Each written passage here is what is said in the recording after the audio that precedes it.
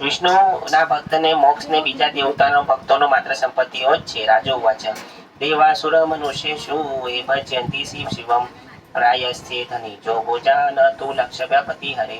પરીક્ષિત રાજાએ પૂછ્યું, હે બ્રહ્મન, જે લોકો શિવને ભજે છે તે સંપત્તિ વાળા થાય છે અને જે વિષ્ણુને ભજે છે તે સંપત્તિ વિનાના થાય છે. તેનું કારણ શું તે સમજાવવા કૃપા કરો. વાહ ભાઈ વાહ.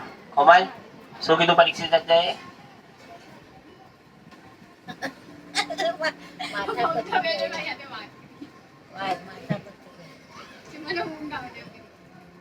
પરીક્ષિત રાજાએ પૂછ્યું, એ બ્રહ્મન, જે લોકો શિવને ભજે છે તે સંપત્તિ વાળા થાય છે અને વિષ્ણુને ભજે છે તે સંપત્તિ વિનાના થાય છે. તેનું કારણ શું તે મને સમજાવવા કૃપા કરો. બહુ સારો પ્રસંગ છે, સાંભળજો. શ્રી સુખદેવજી બોલ્યા, ત્રિગુણાત્મક અહંકાર અધિષ્ઠાતા ભગવાન શંકર છે. તે સર્વની સંપત્તિઓના પર ત્રિગુણાત પર છે. શંકરનું ભજન કરનારો સંપત્તિઓ મળે છે, પણ શ્રી હરિ તો પ્રકૃતિથી પણ રહેલા સાક્ષાત નિર્ગુણ પુરુષ પરમાત્મા સર્વદ્રષ્ટા અને સાક્ષી છે. માટે તેમનું ભજન કરનાર પુરુષો નિર્ગુણ થાય છે. તમારા દાદા યુધિષ્ઠિર રાજાએ અશ્વમેઘ યજ્ઞ સમાપ્ત થયા ત્યારે ભગવાન શ્રી કૃષ્ણ પાસે ધર્મ સાંભળવા અચ્યુત ભગવાનને આ વિશે પૂછ્યું. ત્યારે ભગવાન શ્રી કૃષ્ણએ કહ્યું, જેના પર હું કૃપા કરું છું તેની પાસેથી ધીમે ધીમે ધન લઈ લઉં છું. એટલે તેને નિર્દય થયેલા અને દુઃખી થયેલા તે મારો ભક્તને તેના સ્વજનો તજી દે છે. પછી તેમના સગાવાલાના દબાણથી તે ભક્ત ફરી ધનને મેળવવા મહેનત કરે છે, પણ મારી કૃપાથી તેઓ ઉદ્યોગ મહેનત નિષ્ફળ જાય છે. તેથી તે વૈરાગ પામી મારામાં મન લગાવી મારા ભક્તો સાથે મિત્રતા કરે છે. એટલે હું તેના પર કૃપા કરું છું. આમ હું ઘણી મુશ્કેલીથી આરાધી શકાવ એવો છું. તેથી લોકો મને છોડી બીજા દેવોને ભજે છે અને બીજા દેવો તરત પ્રસન્ન થનારા છે. વાહ ભાઈ વાહ. બોલો કૃષ્ણ કનૈયા લાલ કી. પ્રભુ કહે છે, જે મને ભજે છે એને હું બધું છીનવી લઉં છું, કેમ કે એ તો મારામાં મન લગાવી શકે. અને પછી કે હું એને નહીં આપતો એટલે પછી બીજા દેવતાઓ પાસે જાય છે. વાહ ભાઈ વાહ. શ્રી સુખદેવજી બોલ્યા, આગળ બોલ્યા, હે રાજન, બ્રહ્મા, વિષ્ણુ અને મહેશ વગેરે સર્વ દેવો કૃપા કરવા આપ શાપ આપવા સમર્થ છે. જેમાં શંકર તથા બ્રહ્મા તો જલ્દીથી પ્રસન્ન થાય અને જલ્દી શ્રાપ પણ આપી દે છે, પરંતુ વિષ્ણુ તેવા નથી. તે તો લાંબે કાળે જ કૃપા કરે, કદાચ શિક્ષા કરે તો પણ તેનું પરિણામ કૃપા જ આવે છે. આમ વિશે તેનું પુરાતન પ્રસંગ હું કહું છું, તે સાંભળો. હવે બહુ સારો પુરાતન કથા છે, સાંભળો. વૃકાસુરની કથા. શકુનીનો પુત્ર વૃક નામે એક અસુર હતો. એકવાર તે નારદજીને મળી ગયા. નારદજી તો નારાયણનું નામ લેતા વીણા વગાડતા ચાલ્યા જતા હતા. તેમને ઉભા રાખીને વૃકે પૂછ્યું, ત્રણેય દેવોમાં જલ્દી પ્રસન્ન થાય તેવા દેવ કોણ છે? નારદજીએ કહ્યું, તું શંકર દેવની આરાધન કર, તે જલ્દી જલ્દી સફળ આપશે. તેમણે રાવણને તથા બાણાસુરને મોટા વરદાનો આપ્યા હતા. હવે જે શિવજી છે એ બહુ જલ્દી પ્રસન્ન થનારા દેવ છે. એટલે તેને ભોળા દેવ કહેવાય છે, કે બહુ જલ્દી પ્રાર્થના સાંભળી લે છે. કે ચપટી ભભૂત મેં હે ખજાના કુબેર કા.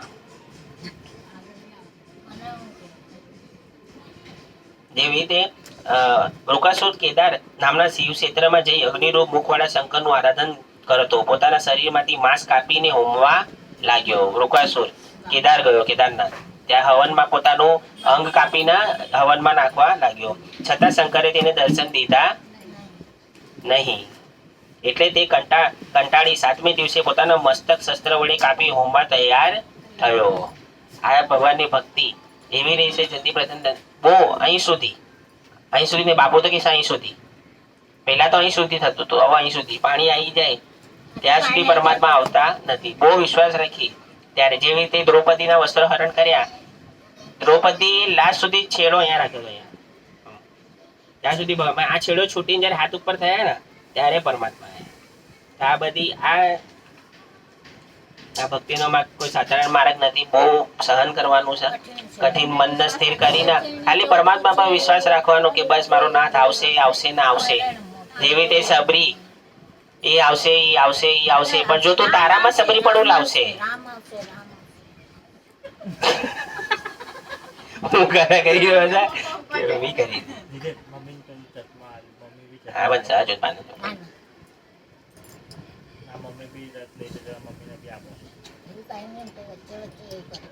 દર્શન દીધા નહીં. એટલે તે કંટાળી 7મે દિવસે પોતાના મસ્તકને શસ્ત્ર વડે કાપો હોમવા તૈયાર થયો. એટલે તરત ભગવાન શંકર પ્રગટ થયા અને હાથ પકડી લીધો. વૃકાસુરને શંકરનો સ્પર્શ થતા તે ફરી સાજા શરીર વાળો થઈ ગયો. ભગવાન શંકરે તેની ભક્તિથી પ્રસન્ન થઈ વરદાન માંગવા કહ્યું. વૃકાસુરે એવું વરદાન માંગ્યું, હું જેના મસ્તક ઉપર હાથ મૂકું તે તરત મરણ પામે. હવે એને જેવું વરદાન માંગ્યું, હા, એ ભસ્મ થઈ જાય. એનું નામ હમણાં ભસ્માસુર પડશે. તે કથા બહુ આનંદદાયી છે. આ સાંભળી ભગવાન શંકર ઉદાસ થઈ ગયા, છતાં તેણે તથાસ્તુ કહી દીધું. હરિ બોલ, ઓમ નમઃ શિવાય. એ તો લીલા છે પ્રમાણે. ભગવાન શંકર સાથે પાર્વતી દેવી પ્રગટ થયા હતા. તેમને જોઈ અસુરની દાનત બગડી.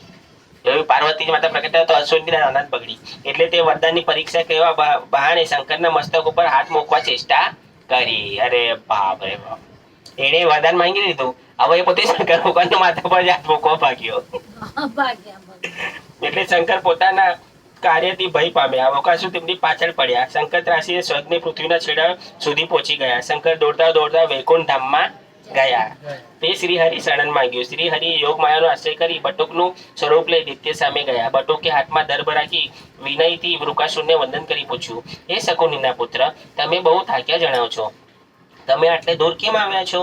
સણવરમાં વિશ્રાંતિ લો. જો તમે નક્કી કરેલું કાર્ય અમને કહો તો અમે તમને સહાય કરીશું. ભગવાને આમ પીઠી વાણીથી પૂછ્યું. એટલે વૃકાસુરે પોતે કંઈ કર્યું હતું તે ક્રમવાર તેમને આગળ કહ્યું. પછી ભગવાને કહ્યું, અમને તો શંકર વરદાન ઉપર શ્રદ્ધા નથી, કારણ કે તે શંકર પ્રેતો તથા પિશાચો વચ્ચે રહે છે અને તેના પર વિશ્વાસ રાખી શકાય નહીં. હવે ભગવાને બટુકનું ધારણ કર્યું અને એમની સાથે વાર્તાલાપ કરી.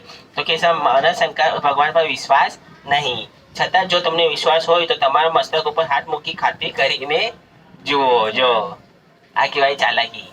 અમારા પરમપિતમાં જ્યાં કહેવાય છે ને, સમસ્યા જ્યાં થાય છે ત્યાં સોલ્યુશન આવી જ જાય છે. જો શંકરનું વચન અસત્ય, બોલો બોલો માતાજી. વાહ ભાઈ વાહ. જો શંકરનું વચન અસત્ય થાય તો આવા અસત્ય વાણી બોલનાર શંકરને તમે મારજો, જેથી ફરી અસત્ય બોલે નહીં. ભગવાન આવા ભ્રમ ઉપજાવનાર વચનોથી દૈત્યની બુદ્ધિ ભ્રમિત થઈ ગઈ અને જેવો પોતાનો હાથ માથે મૂક્યો તેવો મરણ પામ્યો. વાપરો કૃષ્ણ કનૈયા લાલ કી જય. પામી વૃકાસુર મર્યો. ત્યાં સ્વર્ગમાં જય જયકાર નમો નમઃ એવા શબ્દ ગુંજવા લાગ્યો અને દેવો પુષ્ટિ કરી. આમ શ્રી હરિએ શંકરને સંકટમાંથી બચાવ્યાને કહ્યું, આ પાપી દૈત્ય તેના પાપથી જ મર્યો છે. આપ જેવા જગત ગુરુ તો અપરાધ કરનાર સેમ કુશળ કેમ રહી શકે?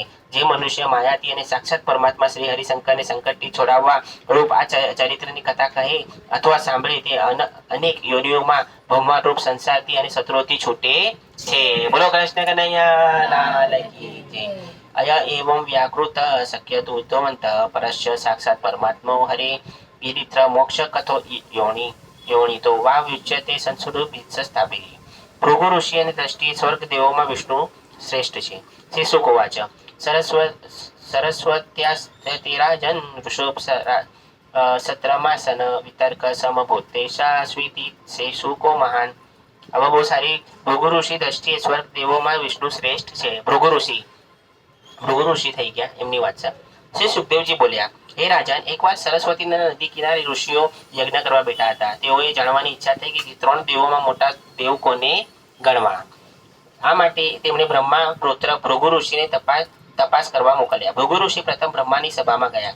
ત્યાં જઈને તેમણે બ્રહ્માને પ્રણામ ન કર્યા, તેમની સ્તુતિ પણ ન કરી. તે બ્રહ્માજી તેમના ઉપર ક્રોધાયમાન થયા, પણ પોતાનો પુત્ર જાણી ક્રોધને મનમાં રાખ્યો. ત્યાં ભૃગુ કૈલાસ ઉપર ગયા અને ભૃગુ ઋષિએ શંકર દેવને ઉભા થયા.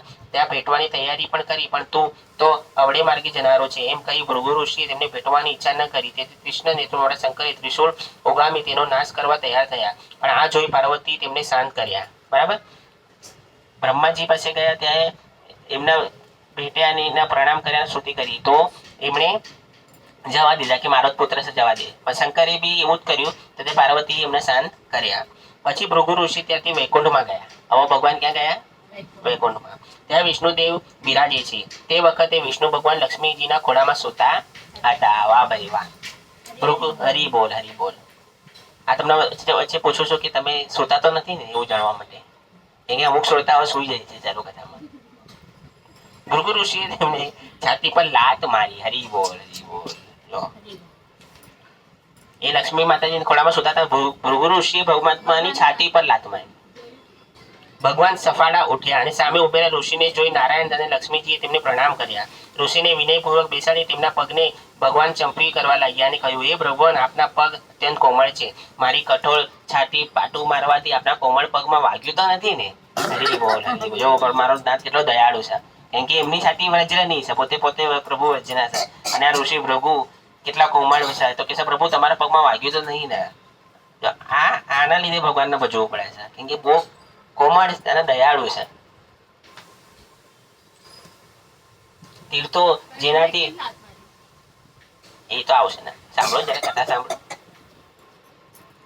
તીર્થો પણ જેનાથી પવિત્ર થાય એવા આપના પગ જડતી આ મારામાં રહેલા લોકોને લોક પરલોક સાથે મને પવિત્ર કરો. હે ભગવાન, આજે હું એકલો લક્ષ્મીનો કાયમ આશ્રય બન્યો છું, કારણ આપના પગના પ્રહારથી મારા બધા પાપો નાશ પામ્યા છે. બોલો, ભગવાન બોલી રહ્યા છે. વાહ ભાઈ વાહ. અને તેથી મારી છાતીમાં લક્ષ્મી હંમેશા રહેશે.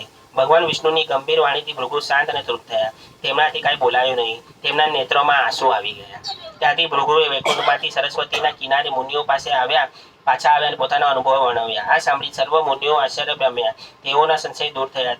તેમણે શ્રદ્ધા થઈને જેમનાથી શાંતિ છે અને જેમનાથી સર્વ અભય છે તે વિષ્ણુ સર્વથી મોટા છે. અહીંયા ભૃગુએ સિદ્ધ કર્યું કે ત્રણેય દેવોમાં વિષ્ણુ ભગવાન જ મોટા છે. તન્નિશમ્યાત મુનયો વિવિસ્તા મુત સંશયા ભૂયા શ્રદ્ધો વિષ્ણુ યત શાંતિર્યોત ભયસ્ય.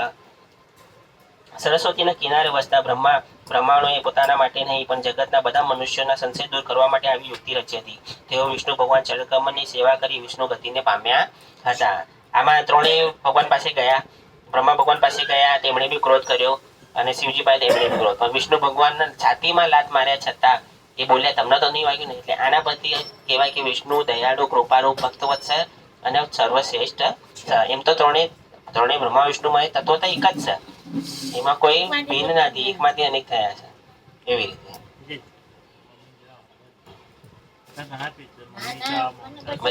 આ બે થઈ જાય તો એક સ્કંદ પતી જાય, નવા સ્કંદ.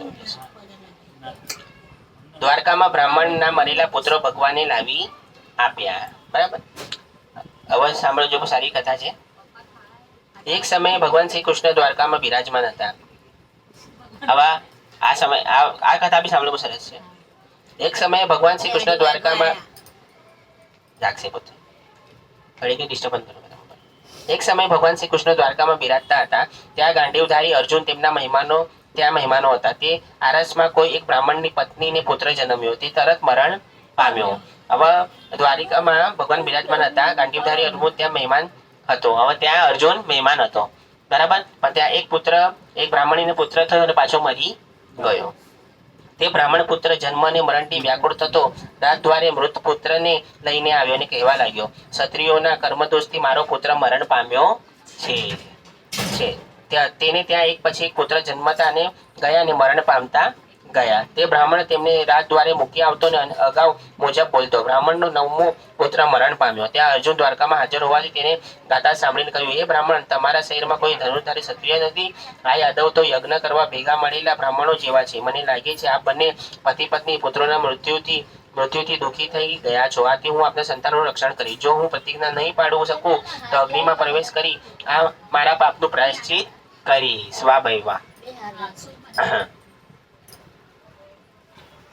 સાંભળો, જરા ધ્યાનથી સાંભળો, કેમ કે આ અવસર આવે નહીં પાછા અવસર આવવાના નથી સાહેબ. શ્રાવણ મહિનો ભક્તિનું જે બીજ ઉત્પન્ન થયું છે આજે એ આવતા હોય છે, તો સાંભળો. તો આમાં એ જે બ્રાહ્મણી હતી એના પુત્ર થતો તો મરી જતા હતા. તો એ અહીંયા ભગવાન ત્યાં ક્ષત્રિયો પાસે કહેતો કે તમારા લીધે આ મરી જાય છે. તો એવી રીતે 9મો પુત્ર ત્યાં મરણ પામ્યો.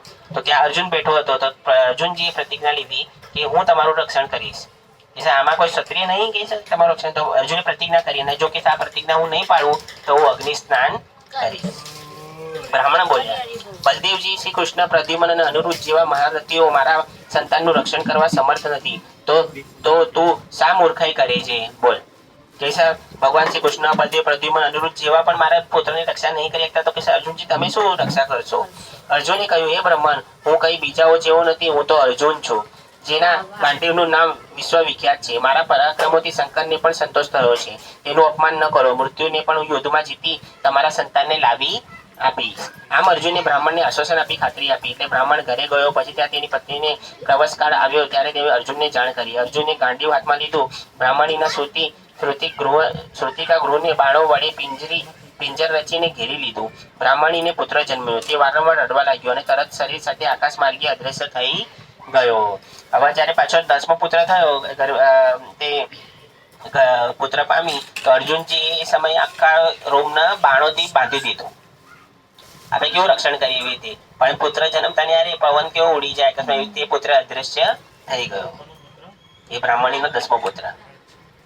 તે વખતે બ્રાહ્મણે અર્જુનની નિંદા કરી. એટલે અર્જુન આયુધો ઉગામી ત્યાંથી ઇન્દ્રની, અગ્નિની, નેતૃત્વની સામે સોમની, વાયુની, વરુણની નગરીમાં ગયો. ત્યાં બ્રાહ્મણ પુત્ર મળ્યો નહીં. પછી અર્જુન રસાતળ સ્વર્ગો અને પૃથ્વી તરફ ફરી આવ્યો, પણ તેને ક્યાંય બ્રાહ્મણ પુત્ર મળ્યો નહીં. પોતાની પ્રતિજ્ઞા પૂર્ણ ન થવાથી અર્જુન અગ્નિમાં પ્રવેશ કરવા તૈયાર થયો. એટલે શ્રી કૃષ્ણએ તેને અટકાવીને કહ્યું, હું બ્રાહ્મણના પુત્ર તને બતાવું છું, તું પોતે પોતાનું અપમાન ન કર. વાહ ભાઈ વાહ. હવે ભગવાન 9 મંડળ છે, 9 ગ્રહ છે, ત્યાં બધે ફર્યા. સ્વર્ગલોક, પાતાળલોક, પૃથ્વીલોક, પણ એ બચ્ચું મળ્યું નહીં. હવે એમણે જે પ્રતિજ્ઞા લીધી હતી એવું અગ્નિમાં સ્નાન કરીશ તો ભગવાને એને પકડી દીધો કે તું હું તને બતાવું છું, તું સ્નાન મત કર. આમ કહી ભગવાન શ્રી કૃષ્ણ પોતાના દિવ્ય રથમાં બેસી પશ્ચિમ દિશામાં ચાલ્યા. ત્યાં 7 દ્વીપો, 7 સમુદ્રો, 7 પર્વતો, લોક પર્વત ઓળંગી તે અંધકારમાં દાખલ થયા. અંધકાર એવો ઘાટો હતો કે ઘોડાઓ અટકાવવા લાગ્યા. તેમને પ્રકાશ આપવા ભગવાને હજારો સૂર્ય સરખા પોતાના ચક્રને પ્રેરણા કરી. એટલે તે ચક્ર અંધકારનો નાશ કરતા આગળ ચાલ્યું. તેની પાછળ અર્જુને શ્રી કૃષ્ણ હતા. અંધકારને પાર કરીને તેઓ અપાર જ્યોતિના પ્રદેશમાં આવી પહોંચ્યા. તે ઓળંગી રથે જળમાં પ્રવેશ કર્યો. જળમાં મહાકાલપુર નામનો અદ્ભુત મહેલ દેખાયો. તે ઘણો જ શ્રેષ્ઠ ઝગમગતા કરતા મણિઓના હજારો થાંભલાઓથી શોભતો હતો. તેમાં તેમણે શેષનાગ ભગવાનને જોયા. તેના શરીરનું પર્યકાશન બનાવી ઉપર બિરાજેલા શ્રી પુરુષોત્તમ ભગવાનને તેમણે જોયા. તેમના દર્શનથી ભય પામેલા અર્જુને શ્રી કૃષ્ણ ભગવાનને પોતાના શેષશાહી સ્વરૂપના વંદન કર્યું. એટલે પરમેશ્વર 2 હાથ જોડી ઉભેલા શ્રી કૃષ્ણને અર્જુન તરફ હસતા ગંભીર વાણીથી કહ્યું, તમને બંનેને જોવાની ઈચ્છાથી મેં બ્રાહ્મણ પુત્રને અહીં આણ્યા છે. બોલો કૃષ્ણ કનૈયા લાલ કી જય. મને બંનેનું ધર્મ રક્ષણ કરવા પૃથ્વી પર અવતર્યા છો, માટે હવે જલ્દી અસુરોનો નાશ કરી ફરી મારી પાસે આવતા રહો. અને બંને પૂર્ણકામ શ્રેષ્ઠ નર નારાયણ ઋષિ છો, તો પણ લોકો જે રીતે ધર્મનું આચરણ કરે તે પ્રમાણે તમે કરો છો. બોલો નર નારાયણ અવતારની જય. જોયું, પોતે શેષનાગ એમના દર્શન માટે, નર નારાયણના દર્શન માટે એ પુત્રોને ખેંચી લીધા હતા. હવે કે છે તમારા દર્શન માટે મેં બાદશાહ લોકને લઈ લીધા હતા, પણ કે હવે તમે નર નારાયણ છો, તમે અધર્મનો નાશ કરવા આવ્યા છો, એટલે તમે જલ્દી બધાનો સહાર કરો અને પાછા મારી પાસે આવી જાઓ. પૂર્ણ કામાવપી યુવા નર નારાયણ ઋષિ ધર્મમાં રચાશે ત્યો શૂરપો લોક સંગમમ. પછી પરમેશ્વર નમી બ્રાહ્મણ પુત્રો સાથે લઈ અત્યંત પ્રસન્ન થઈ જે માર્ગે આવ્યા હતા તે માર્ગે પાછો ફર્યા. ને જેવું જેનું રૂપ અને જેટલી ઉંમર હતી તે મુજબ પુત્ર બ્રાહ્મણને આપ્યા. અર્જુને શ્રી કૃષ્ણની કૃપાથી વિષ્ણુ ભગવાનના શેષશાહી સ્વરૂપના દર્શન થયા અને તે આશ્ચર્ય પામ્યો. આ પ્રમાણે લોકમાં એવા અનેક પરાક્રમો બતાવતા શ્રી કૃષ્ણ પ્રભુએ સંસારી વિષયો ભોગવ્યા હતા. અત્યંત ઉત્તમ યજ્ઞો કર્યા. જેમ ઇન્દ્ર સમયાનુસાર વરસાદ વરસાય તેમ ભગવાન શ્રી કૃષ્ણ બ્રાહ્મણ વગેરે પ્રજાઓને બધા મનોરથ ઈચ્છાઓ સમય મુજબ પૂરા કર્યા કરે. જેમણે અધર્મી રાજાઓનો પોતે નાશ કરીને તેમજ અર્જુન વગેરે મારફત નાશ કરાવી ધર્મપુત્ર યુધિષ્ઠિર દ્વારા અનાયાસે ધર્મ પ્રવર્તાવ્યો હતો. અથવા નોપાધિષ્ઠાન દાયિત્વાનું ના વિભી અજક્ષાવર્ય માસ ધર્મો ધર્મ સુતા દિવી. અધ્યાય 90. સંક્ષેપમાં કૃષ્ણ લીલાઓ. શ્રી સુકોવાચ. સુખમ સર્વભુવનિ વસન દ્વારકાયો શ્રીપતિ સર્વ સંપન્ન સમુદાય જુષ્ટાનું વૃષ્ણિ પુંગવે. શ્રી સુખદેવજી બોલ્યા, શ્રી કૃષ્ણ ભગવાને 16,108 રાણીઓ સ્ત્રીઓ હતી. તે સ્ત્રીઓ પ્રિય વિચિત્ર સ્વરૂપો શ્રી કૃષ્ણ ધારણ કરતા અર્ધક સંપત્તિઓ વાળા મહેલમાં સુખીથી રમતા હતા. ભગવાનની કેટલી રાણી હતી? 16,108.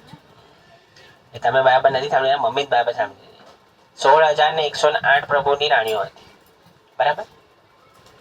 શ્રી સુખદેવજી બોલ્યા, ભગવાનની 16,108 રાણીઓ સ્ત્રીઓ હતી. તે સ્ત્રીઓ પ્રિય વિચિત્ર સ્વરૂપો સ્ત્રી ધારણ કરતી. અર્ધક સંપત્તિઓવાળા મહેલમાં સુખીથી રમતા હતા. શ્રી કૃષ્ણ પ્રભુ દ્વારકા સંપત્તિઓથી સમૃદ્ધવાળી હતી. માર્ગો સારી રીતે શણગારેલા, બાગ બગીચા, ફૂલોવાળા વૃક્ષો, પક્ષીઓ બેસી ચારે બાજુ ગુંજન કરતા હતા.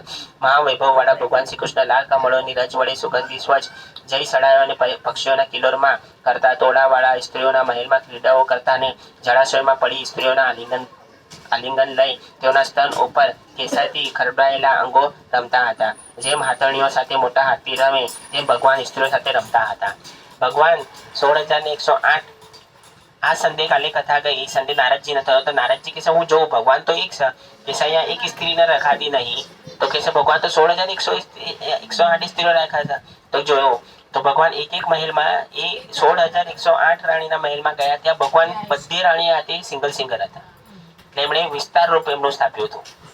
તો આવી રીતે ભગવાન એક મોટી હાથી બધી હાથણીઓ કેવું આનંદ કરે એવી રીતે ભગવાને આનંદ કરી.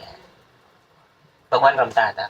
ભગવાનમાં ધ્યાન ધરતી, આ ભગવાનનું ચિંતન મનન કરતી સ્ત્રીઓ વેળા પાગલ માફક બોલતી. તે હું તમને કહું છું એ સાંભળો. રાત્રિ સમયે ભગવાન શ્રી કૃષ્ણ પોઢિયા હોય ત્યારે બોલતી ટીટોડીને પટરાણીઓ ઠપકો આપતી. તું ભગવાનની નિંદ્રામાં ભંગ કરવા બકવાસ શા માટે કરે છે? તું કેમ ઊંઘી જતી નથી? શું તારું મન અમારી પેટે વિંધાયેલું છે? તને તારો પતિ મળતો નહીં હોય એટલે તું પુકાર કરીએ છે? હા ભાઈ, જો ભગવાન હોતા હોય તો ખબર ટીટોડી આવે. અહીંયા તો નહીં સંભળાતી પણ દેશમાં જતા હતા આપણે. હા તો અવાજ આવવા ટીટોડીને કહે છે હું કામ કે તું મારા પ્રભુને જગાડે છે કે તારો માટે તારો પતિ કે નહીં મળતા તમને? તમે એમના પુકાર કરો છો? સમુદ્ર કહે છે અરે ઓ સમુદ્ર, તને શું નિંદ્રા આવતી નથી? તે તું બૂમો પાડે છે પછી ડાઘો ખાધા કરે છે. અમારી જેમ તારી કૌસ્તુભમણી જેવા રત્નો ને લક્ષ્મીને ભગવાન શ્રી કૃષ્ણ લઈ લીધા છે એટલે તારી આવી દશા થઈ છે. ઓ ચંદ્ર, તું બળવાન સહી રોગથી પડકાયો છે. તે ક્ષીણ થઈ તારા કિરણો વડે અંધકારનો નાશ કરી શકતો નથી. અમારી માફક શ્રી કૃષ્ણની રહસ્ય વાતો યાદ કરે છે. તેની ચિંતાથી ક્ષીણ થઈ અંધકાર દૂર કરી શકતો નથી. હે મલયાચલના વાયુ, અમે તારું શું બગાડ્યું કે તું બાળે એવા શીતળા વાહી રહ્યો છે? શ્રી કૃષ્ણના નેત્ર કટાક્ષોથી અમારા હૃદયને કામાગ્નિથી બળી રહ્યા છે. તે તું અગ્નિને તું પ્રદીપ્ત કેમ કરે છે? એ મેઘ, તું શ્રી કૃષ્ણનો વાલો મિત્ર છે તેથી તું અમારી માફક પ્રેમથી બંધાઈને શ્રી કૃષ્ણ ભગવાનનું ખરેખર ધ્યાન કરે છે. કારણ કે તું ખૂબ જ પ્રેમથી પ્રભુ ભરપૂર જણાય છે. તારું હૃદય ભગવાન તરફ પ્રેમથી નરમ થયેલું છે જેથી તું વારંવાર સ્મરણ કરી આંસુ વરસાવે છે. વાહ ભાઈ વાહ, કેવા રૂપકો અને કેવા સંદર્ભ કીધા છે. હે નદીઓ, અફસોસ જેમ તમે અમારા વાહી પતિ શ્રી કૃષ્ણ સ્નેહ કટાક્ષ ન પામી હરાયેલા હૃદયવાળી તે અત્યંત ખુશ થયેલા છો, તેમ તમે પણ ઉનાળાની ઋતુ હોવાથી મેઘ દ્વારા તમારા પતિ સમુદ્રને જળને મળી શકતા નથી તેથી ખૂબ દુબળી છો. અંતે હંસ, તું ભલે આવ્યો, અહીં બેસ, તું દૂધ પી અને અમને શ્રી કૃષ્ણની વાતો કર. અને શ્રી કૃષ્ણ અહીં મોકલ્યા છે. તમને કોઈ સંદેશો હોય તો કહે. એ શુદ્રના દૂત, અમે તેમને શા માટે ભજીએ? તું કહીશ કે સંભોગ માટે તમને બોલાવે છે તો અમે અહીં કહીએ છીએ કે સંભોગ આપનાર તેમને જ તું અહીં બોલાવી લાવ. એટલે એકલાને જ બોલાવી લાવજે, લક્ષ્મી સાથે ન લાવો. યોગેશ્વરો શ્રી કૃષ્ણ કરેલી એક નિષ્ઠ તેમની પત્નીઓ પરમ ગતિ પામી છે. શ્રી કૃષ્ણ ભગવાનની ફક્ત વાર્તા સાંભળવાથી અથવા ગીતો વડે તેમનું ભજન કરવાથી સ્ત્રીઓના મનને આકર્ષે છે. તો તે સ્ત્રીઓ તેમના પ્રત્યેક દર્શન કરતી હોય તો તેમને મનને આકર્ષે એમાં શું કહેવાનું હોય? એમાં સી નવાઈ? ગૃહસ્થ સભ્યો શ્રેષ્ઠ ધર્મને આચરતા શ્રી કૃષ્ણ ભગવાન 16,108 રાણીઓ હતી. તેમાં પ્રથમ કહેલી 8 રાણીઓ 10 પુત્રો થયા હતા. તે સર્વ પુત્રો હવે 16,108 રાણી, તેમાં એક રાણીને 10 પુત્રો હતા. તે સર્વ પુષ્ટો પ્રચંડ પરાક્રમી હોય. તેમાં 18 તો મોટા યશવાળા મહારથી હતા. હવે જે 18 હતા એમાં એ મોટા હતા પ્રદ્યુમ્ન, અનિરુદ્ધ, દીપ્તિમાન, ભાનુ, સાંબ, મધુ, બૃહદભાનુ, ચિત્રભાનુ, વૃક, અરુણ, પુષ્કર, વેદબાહુ, શ્રુતદેવા, સુનંદન, ચિત્રબાહુ, વિરૂપ, કવિ અને ન્યગ્રોધ. આમાં રૂકમણીનો સૌથી મોટો પુત્ર પ્રદ્યુમ્ન સૌથી વધારે શ્રેષ્ઠ હતો અને તેઓ પુત્ર અનિરુદ્ધ થયો. અનિરુદ્ધનો પુત્ર વ્રજનાભ થયો. જ્યારે યદુકુળનો નાશ થયો ત્યારે ભગવાન વ્રજનાભને તેમાંથી બાકાત રાખ્યો હતો. વ્રજનામથી પ્રતિબાહુથી સુબાહુ, સુબાહુથી શાંતસેન અને શાંતસેનથી શ્રુતસેન નામે પુત્ર થયો હતો. હે રાજન, યદુવંશમાં જન્મેલા પ્રખ્યાત કર્મોવાળા પુરુષોની સંખ્યા હજારો વર્ષ પણ કહી શકે તેમ નથી. યદુકુળ કુમારો ભણાવનાર આચાર્ય 3,88,000 8800 હતા. તો આચાર્યો પાસે ભણનાર કુમારોની સંખ્યા કેટલી હશે? કુમારોમાં માતા પિતાની સંખ્યા કેટલી હશે? અને યદુકુળ અગણિત કહે છે. યાદવોના કુળ 101 હતા. શ્રીહરિએ બધા યાદવોને પ્રભુ તરીકે માન્યા હતા. જેમણે શ્રી કૃષ્ણ ભગવાનનું કીધેલું માન્યું એ બધા ઉન્નતિ મેળવી. શ્રી કૃષ્ણમાં જેઓના મન લાગેલા હતા એવા યાદવો ભગવાનને એકરૂપ થઈ ગયા અને મુક્તિ મળી ગઈ. સુદર્શન ચક્રધારી ભગવાન શ્રી કૃષ્ણ પૃથ્વીનો ભાવ ઉતાર્યો તે કૃષ્ણ ભગવાન સર્વશ્રેષ્ઠ દેવ છે. વેદ માર્ગની રક્ષા કરવાની ઈચ્છાથી લીલા શરીર ધારણ કરનારા યદુ તમ શ્રી કૃષ્ણ પરમાત્માની લીલા કથાનું શ્રવણ સર્વ કર્મનો નાશ કરનાર છે અને ભક્તિ વધાવનાર છે. મુકુંદ ભગવાનની સુંદર કથાઓ શ્રવણ અને ચિંતનથી જ્યાં કાળ પણ પહોંચી શકતો નથી એવા પરમધામ મનુષ્ય જાય છે. તે પરમધામની પ્રાપ્તિ માટે રાજાઓ રાજપાટ ઘરબાર છોડીને વનમાં જઈ તપસ્યા કરતા હતા. મત્સ્યાનું સમવેતયા મુદોતી સત્મ કથા શ્રવણમ કીર્તનમ ચિંતેની તન્મામ દુરુસ્કૃતા જવાપ ગર્વ ગ્રામાન્ય શિબિ ભોજાપી ય દશતા ઇતિ દશમ સ્કંદ ઉત્તરાર્ધ સમાપ્ત. બોલો કૃષ્ણ કનૈયા લાલ કી જય.